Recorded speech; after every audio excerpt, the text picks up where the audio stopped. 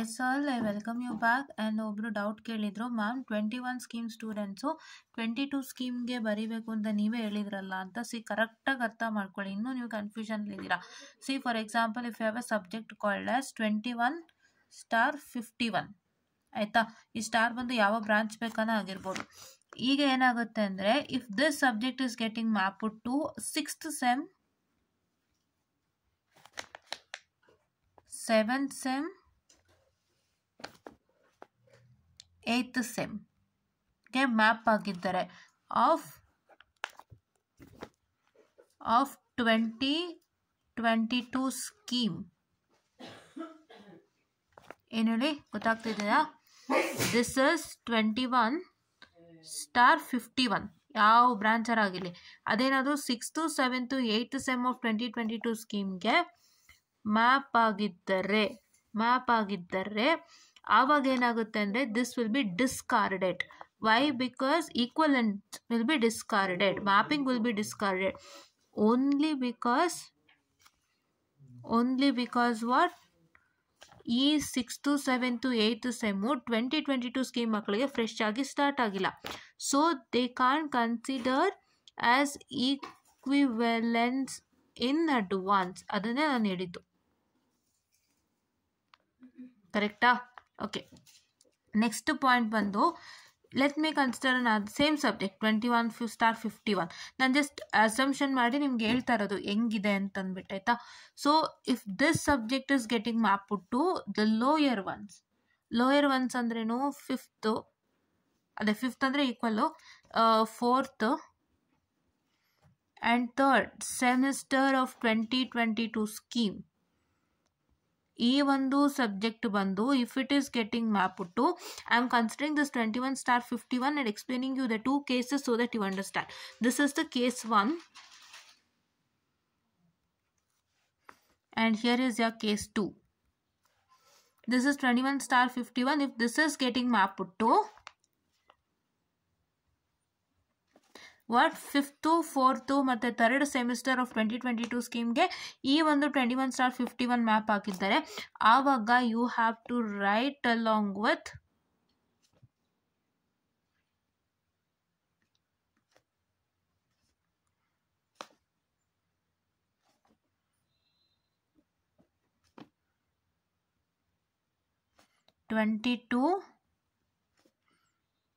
Scheme students.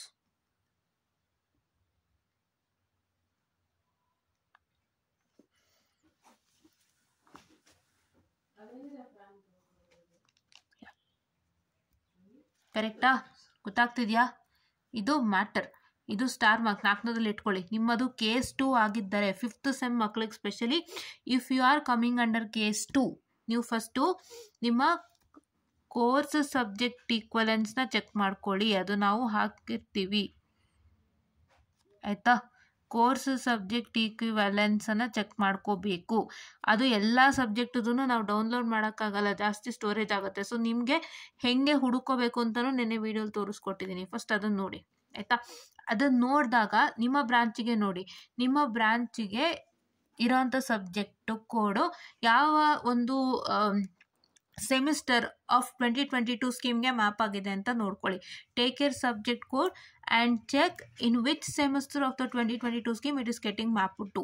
So if it is in that case, if it is coming under the case 2 ಅಂದರೆ lower, ಈಗ 5th ಅಂದರೆ equal to 5th. So ಹಂಗಾಗಿ 5th sem ಮಕ್ಳಿಗೆ exam ನಡೀತಾ ಇದೆ. So ಅವ್ರ ಡೇಟ್ಸ್ಗೆ ನೀವು ಬರೀಬೋದು. ಇಲ್ಲಿ 4th and 3rd ಆಲ್ರೆಡಿ ಆಗೋಗಿದೆ, ಫ್ರೆಶ್ ಆಗಿ 22 ಸ್ಕೀಮ್ ಮಕ್ಕಳು ಬಂದು ಹೋಗಿದ್ದಾರೆ. ಸೊ ಹಂಗಾಗಿ ಈ ಸೆಮ್ಗೆ ಅಕಸ್ಮಾತ್ ಮ್ಯಾಪ್ ಆಗಿದ್ದರೆ, 3 ಸೆಮ್ಗೂ ಮ್ಯಾಪ್ ಆಗಿದ್ದರೆ, you have to write along with 2022 scheme students. ಕರೆಕ್ಟಾ? ಎಸ್.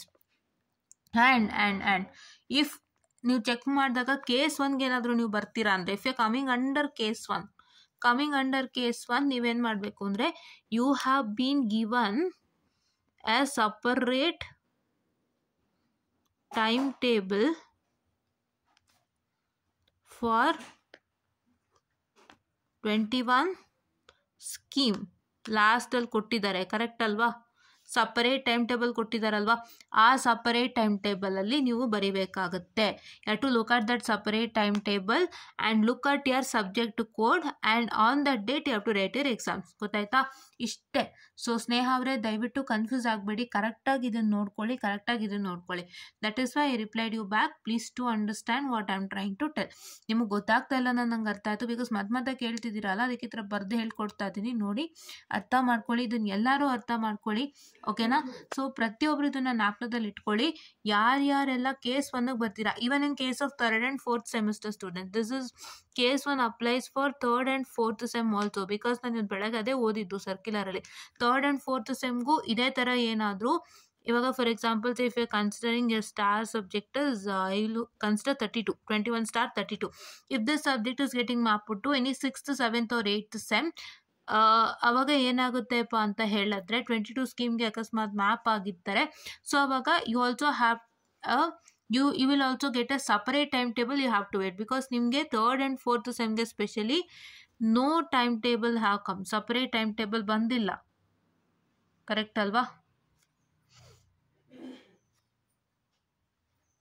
ಸಪರೇಟ್ ಟೈಮ್ ಟೇಬಲ್ ಬಂದಿಲ್ಲ ಅಲ್ವಾ? ಸೊ ಹಂಗಾಗಿ ನೀವು ವೆಯ್ಟ್ ಮಾಡಬೇಕಾಗುತ್ತೆ, ಆಯಿತಾ? ಅದೊಂದನ್ನ ಜ್ಞಾಪಕದಲ್ಲಿ ಇಟ್ಕೊಳ್ಳಿ. ಆ್ಯಂಡ್ ನೀವು 3rd and 4th sem ಮಕ್ಕಳು ಈ ಕೇಸಿಗೆ ಬರ್ತೀರಾ ಅಂದರೆ you can write along with 2022 scheme students, ಆಯಿತಾ? ಸೊ ತಲೆ ಕೆಡ್ಸ್ಕೋಬೇಡಿ, ಕನ್ಫ್ಯೂಷನ್ ಮಾಡ್ಕೋಬೇಡಿ. ಆ್ಯಕ್ಚುಲಿ ನಮಗೆ ಸಂಜೀವ್ ಅವ್ರು ನಮ್ಮ ಗ್ರೂಪಲ್ಲಿ ಇದೆಲ್ಲವ್ರು ಹೇಳೋ ಪ್ರಕಾರ ಸಬ್ಜೆಕ್ಟ್ ಕೋಡ್ ಎಲ್ಲ ನಿಮ್ಮದೇ ಕೊಡ್ತಾರೆ. I mean whatever the subject code that you have. Say for example you are all 21 scheme students ಅಲ್ವಾ, ನಿಮ್ಗೆ ಯಾವುದೋ 21 EC 52 ಅಂದ್ಕೊಳ್ಳಿ ನಿಮ್ಮ ಒಂದು ಏನೋ ಸಬ್ಜೆಕ್ಟ್ ಕೋಡು. ಸೊ ನೀವು ಈಗ 22 ಸ್ಕೀಮ್ಗೆ let me consider that this is map to 22 scheme, ಆಯಿತಾ? ಮ್ಯಾಪ್ ಆಗಿದ್ದರೆ 22 ಸ್ಕೀಮ್ಗೆ ಮ್ಯಾಪ್ ಆಗಿರುತ್ತಲ್ಲ ಸಬ್ಜೆಕ್ಟು, ಆ ಸಬ್ಜೆಕ್ಟ್ದು ಏನು ಕೋಡ್ ಇರುತ್ತೆ ಅದನ್ನ ಕೊಡಲ್ಲ, ಇದನ್ನೇ ಕೊಡ್ತಾರೆ. ಈ ಸಬ್ಜೆಕ್ಟ್ ಕೋಡನ್ನೇ ಹಾಲ್ ಟಿಕೆಟಲ್ಲಿ ಕೊಡ್ತಾರೆ. ಬಟ್ ನಿಮ್ಮ ಕ್ವಶನ್ ಪೇಪರ್ ಮಾತ್ರ 22 ಸ್ಕೀಮ್ದಾಗಿರುತ್ತೆ. ಎಕ್ಸಾಮ್ ಪೇಪರ್ ಇದೇ ಒಂದು ಸಬ್ಜೆಕ್ಟ್ ಕೋಡನ್ನು ಕೊಡ್ತಾರಂತೆ. ಬಟ್ ಏನು ಅಂತ ಹೇಳಿದ್ರೆ 22 ಸ್ಕೀಮ್ಗೆ ಕ್ವಶನ್ ಪೇಪರನ್ನು ಸೆಟ್ ಮಾಡಿರ್ತಾನೆ, ಅಷ್ಟೇನೇನಿಲ್ಲ, ಏನೂ ಬದಲಾವಣೆ ಆಗಲ್ವಂತೆ. ಸೊ ಹಂಗಾಗಿ ನೋ ವರೀಸ್. ಹಾಲ್ ಟಿಕೆಟಲ್ಲಿ ಸಬ್ಜೆಕ್ಟ್ ಕೋಡ್ ಬಂದಿದೆ ಅಂತ ತುಂಬ ಜನ ಟೆನ್ಷನ್ ಮಾಡ್ಕೋತಾ ಇದ್ರೆ ಏನೂ ಇಲ್ಲ, ಅದಕ್ಕೆ ಪ್ರೂಫ್ ಕೂಡ ಕೊಟ್ಟಿದ್ದಾರೆ ಸಂಜೀವ್ ಅವರು.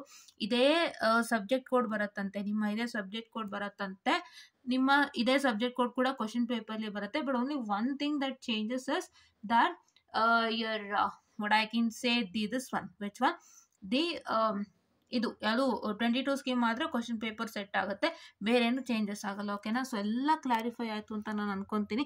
I hope you got clarified with this too. ಇದನ್ನೇ ನಾನು ಹೇಳ್ತಾ ಬರ್ತಿದ್ದೆ, ಬಟ್ ಇನ್ನೂ ನಿಮಗೆ ಡೌಟ್ಸ್ ಇದ್ದಿದ್ದರಿಂದ I thought of clarifying it completely by writing that. So hope you all got this ಅಂತ ಹೇಳ್ತಾ I just wind up this session and thank you.